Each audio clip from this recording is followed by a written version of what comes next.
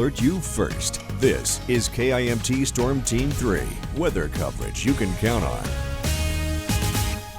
Well, welcome back everyone on this marvelous Monday afternoon. It is beautiful out there, beautiful blue sky in Rochester, Mason City, Albert Lea, Charles City, everywhere in between. A good portion of the region too, just getting to soak up this gorgeous sun. Winds not very strong. You can see maybe a little stronger in Charles City, Albert Lea, right around that 10-mile-per-hour mark. Most of our winds coming in from the north-northeast, but not necessarily cooling us down. All right, maybe keeping us a little cooler than normal, but that's all right. Low 70s, still quite perfect to be out and about on a spring day. Satellite and radar showing that any of the cloud cover that we may have seen to the west has simply eroded away. We are high and dry, and that's why that high pressure is lingering about. I mentioned that most of the region is soaking up the sunshine. You can see it, not a lot of cloud cover to be seen. A little further on to the west though, and to the north we have some rain there, but it'll be staying at bay at least until we get into tomorrow and the days after. So yes, enjoy this beautiful day. High pressure means the sunny skies, the light winds, and those highs in the low 70s. We haven't necessarily made it there yet, at least the majority of us. Minneapolis, the Twin Cities have made it just to that 70-degree mark. It's 67 still in Rochester as well as Mason City, both soaking up the sun. We see the temperatures adjusting in Austin, now at 66 alongside Albert Lea, Owatonna, Mankato, Charles City. Beautiful out there. And mentioned the biking forecast. What a great day to do it. The next several hours will be absolutely perfect.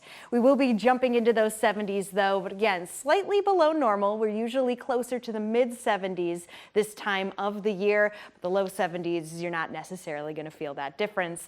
Now, one thing to note, as we get later into the year, of course, that sun angle changes, and we need to start caring about this. The UV index, sunburns, taking the sunscreen, protecting our eyes from the light. We've got 8 today. That is pretty high. It'll be at its peak in just about an hour. That's when we'll see the highest UV index. So if you are going out to ride the bike, grab the hat, sunglasses, pop on a little bit of sunscreen, and occasionally find some shade if you're feeling a little more of that burn than you want to. Sky Tracker 3 will show that we do have some clouds. They'll start to increase as we get later into the day. This is around 5 p.m. So it's still going to be quite beautiful, but as we lose the sun, the clouds continue to move in. This will set the stage for what's going to be a much cloudier Tuesday and a bit more of a rainy start. Around 5 a.m. we start to see some of that activity moving on in from the west. By 9 a.m. more widespread across the area. There may be a few storms embedded in these showers as they continue through. This is around 11 a.m. There will be a break in the rain. It's starting to calm down, but by the time we get into the later afternoon, we'll be watching for that possibility for a few pop-up storms. Tomorrow, we've got a level 1 risk for severe weather. As we continue through the week into Wednesday, we see a level 2 risk come our way, as many of us are here in the yellow. So we'll be watching for all forms of severe weather during these next 3 days. That does include Thursday. And that's why I'm saying take advantage of this beautiful day that we have now, because the rain is most certainly on the way. It sticks with us here as we go through the next couple days, but by Flag Day Friday, things are looking good again. And one thing to note, you see those 80s on the board.